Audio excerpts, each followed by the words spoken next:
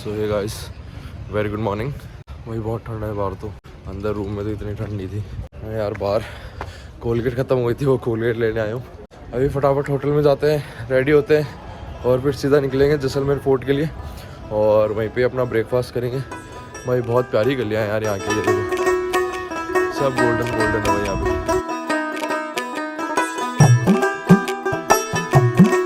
इसलिए जैसलमेर को golden city बोलते हैं भाई। तो रेडी होते हैं और आपको मिलते हैं सीधा जैसलमेर फोर्ट। आजा बार ओ डैडी जी कैसे उत्ते कर जावे।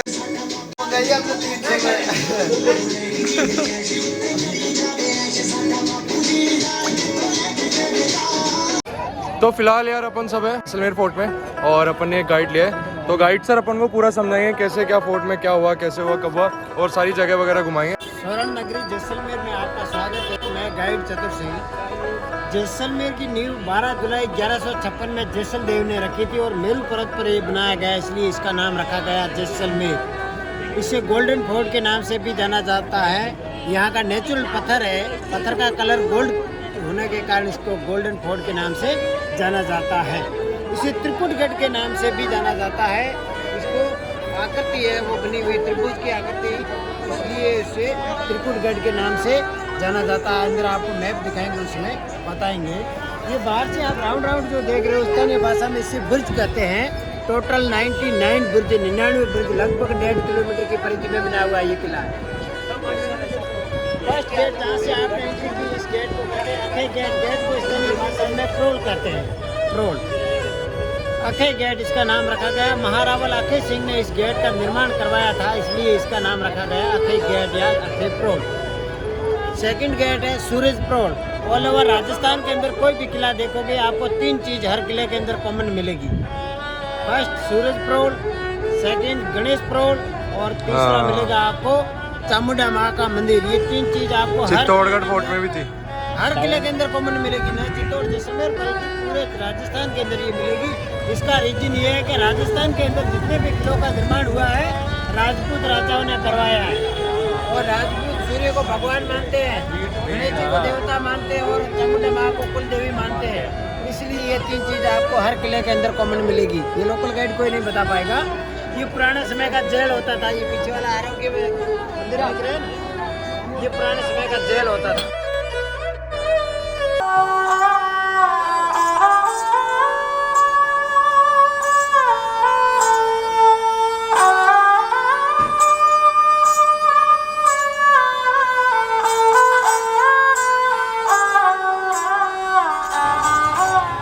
क्रम के अनुसार ये तीसरे नंबर का गेट है, गणेश गेट। जब किले की नींव रखी उस समय ये पहले नंबर का गेट था, गणेश गेट। हिंदुओं में ये परंपरा है, कोई भी काम करते सबसे पहले विनायक का नाम जरूरी है, इसलिए इसका नाम रखा गया था गणेश गेट। जैसे जैसे राजाओं का कार्यकाल बढ़ता गया तो निर्माण कार्य भी बढ़ता गया। अब ये तीसरे नंबर का गेट है, गणेश गेट। सबसे पुराना दरवाजा, 850 साल पुराना ये दरवाजा।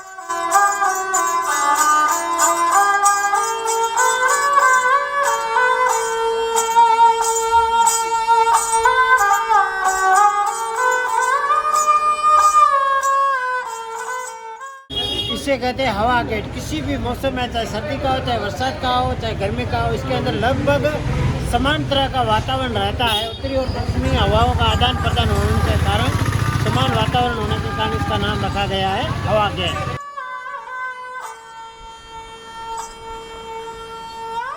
जहाँ पर अपन खड़े हैं इसे कहते हैं दशहरा चौक। जैसलमेर में प्रमुख रूप से 2 फेस्टिवल मनाए जाते थे, दशहरा और गणगौर।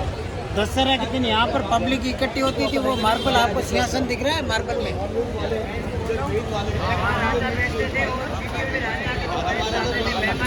वो बैठते थे और दशहरा का फेस्टिवल मनाया जाता था ओल्ड समय में।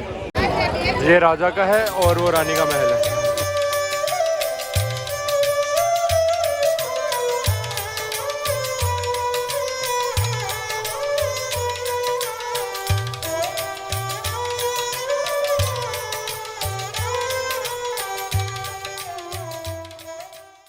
ये ये राजा के महल में बड़ी बड़ी विंडोज है, लेकिन रानी के महल में एक भी बड़ी विंडोज नहीं है। रानी छोटी विंडोज से देख सकती थी, लेकिन रानी को कोई नहीं देख सकता था, ये पर्दा होता था। पुराने समय में आपने सती प्रथा सुनी होगी, लाल कलर के दीवार पे जो हाथ देख रहे हो ना, वो सती हुई रानियों के वो हाथ है।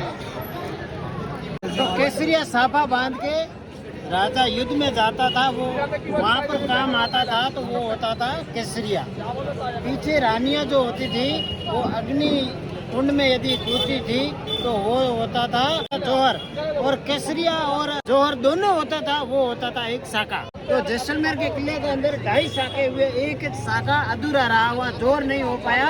रानियों ने एक दूसरे की तलवार से सिर काटे थे, वो आग में नहीं कूद पाई थी, इसलिए एक शाखा अधूरा रहा था।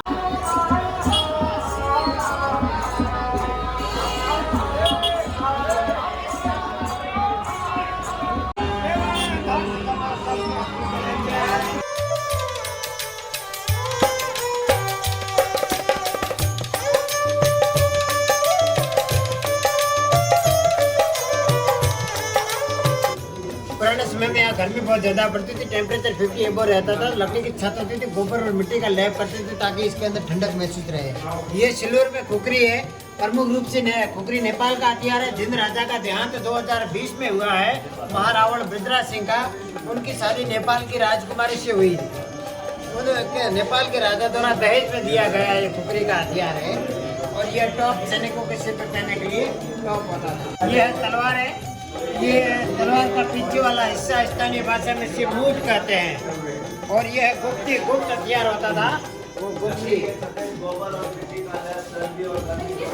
ये ऊँट की मोहरी है, नाक में डालकर आके रस्सी खींचने के लिए मोहरी होती थी। घोड़े के लगाम में पकड़ने के लिए रस्सी होती है, वो घोड़े की लगाम। ये चाकू घंटर, बीच वाला हाथी दांत से बना हुआ। ये है बारूद की कुपियाँ, इसके अंदर बारूद भर के सैनिक अपने बेल्ट में लगाते थे, जब आवश्यकता होती तो इससे निकाल कर गन में उपयोग किया करते थे। ये है छोटी ढाल, ये टकसाल, राजाओं के समय में ठप्पा यूज होता था, वो टकसाल। ये बड़ी पिस्तौल, ये छोटी पिस्तौल, 10 फीट तक मार करने वाली ये पिस्तौल। इसके अंदर गोली नहीं आती थी, केवल गन पाउडर आता था।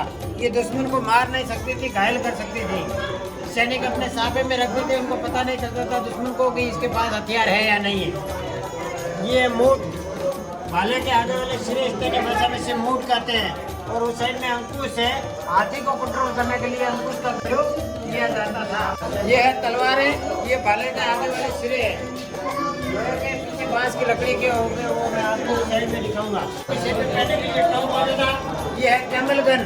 रीजन ये है कि कैमल की गर्दन लंबी होती है, उससे आगे निशाना साधना होता था, इसलिए ये लंबी रखी जाती थी। ये घोड़े पे जो सैनिक होते थे उनके उपयोग में होते थे। ये पैदल सैनिक इसका उपयोग करते थे, टोपीदार बंदूक कहते हैं इसको।